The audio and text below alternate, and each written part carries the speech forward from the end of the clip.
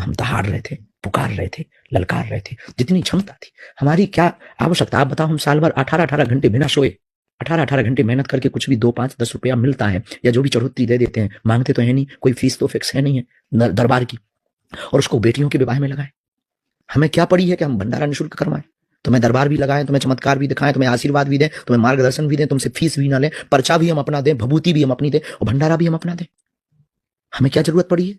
अच्छी खासी कथा करते, जिंदगी जीते, टाइम से सोते, टाइम से उठते, 6 किलो वजन क्यों करते? हम क्यों 190 किलोमीटर पैदल चलते? हमें क्या पड़ी है? क्या वायरल होने के लिए? वायरल तो हो ही चुके हैं। क्या पैसे कमाने के लिए? पैसे तो यहां पर खर्च हो रहे हैं। किसके लिए? किसके लिए जी रहे हैं? किसके लिए बेटियों का विवाह कर रहे हैं? रातों भर तैयारी कर रहे हैं, टेंट लगा रहे हैं, लाइटें लगवा रहे हैं, सामान कहां से आना चाहिए, किसके लिए कर रहे हैं? किसके लिए हम जी रहे हैं? और हमारा इससे फायदा क्या? कैंसर हॉस्पिटल में गरीबों को, दीनहीन को, कथा करके हमने प्रण लिया है कि कथा करने से जो भी हो आएगा वो हम हॉस्पिटल में दीनहीन गरीबों का निःशुल्क इलाज कराएंगे। किसके लिए? ना तो हमें नेता बनना है, ना तो हमें राजा बनना है, ना तो हमें तुमसे सम्मान पाना है। कौन कौन इलाज करा जाएगा ये भी जरूरी थोड़ी है। हम उससे सम्मान लेने बैठे रहेंगे क्या? किसके लिए? हम अपने लिए कर रहे हैं। हमारी इसमें पड़ी क्या है और हम चाहते ही क्या है? हम क्यों गालियां खा रहे हैं मुसलमानों की? हम क्यों गालियां खा रहे हैं सेकुलर लोगों की? हम क्यों टारगेट पे धमकियां दी जाती हैं? परिवार का निकलना मुश्किल हो जाता है।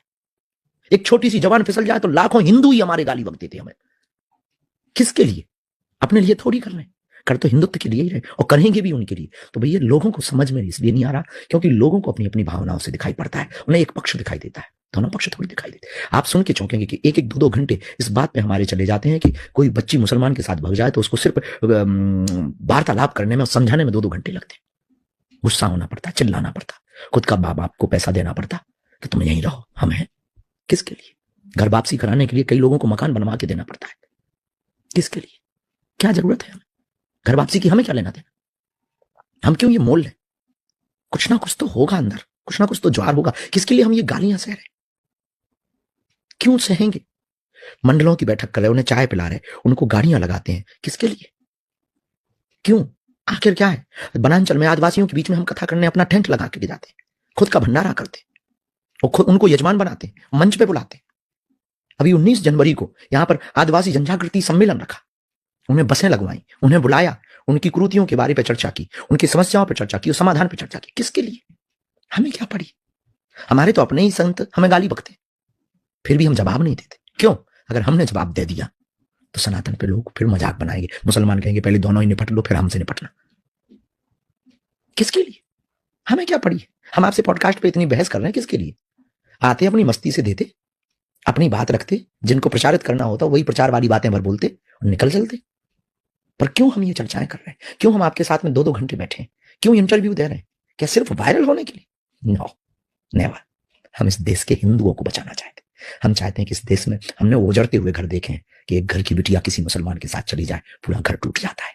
घर तो छोड़िए, आने वाली पीढ़ियों पर कलंक लग जाता है। गांव में कोई पानी नहीं पीता है। अभी भी गांव में जातियों के नाम पर बैठाया नहीं जाता है, पूछा नहीं जाता है। अभी भी अंगड़े पिछड़े के नाम पर यहां घोड़ों पे नहीं बैठने देते। किसके लिए? हम अपने लिए थोड़ी कर रहे हैं। और हमें फायदा भी क्या? नहीं, हमें फायदा है कि हम जब मरेंगे, तिरंगे में लिपट के मरेंगे, तो एक बादशाहत की जिंदगी मरेंगे, मौत भी आएगी तो वो भी शर्माएगी कि मैं किस बादशाह को लेने आई हूं। शुभकामनाएं आपको बहुत सारी हमारी तरफ से। आप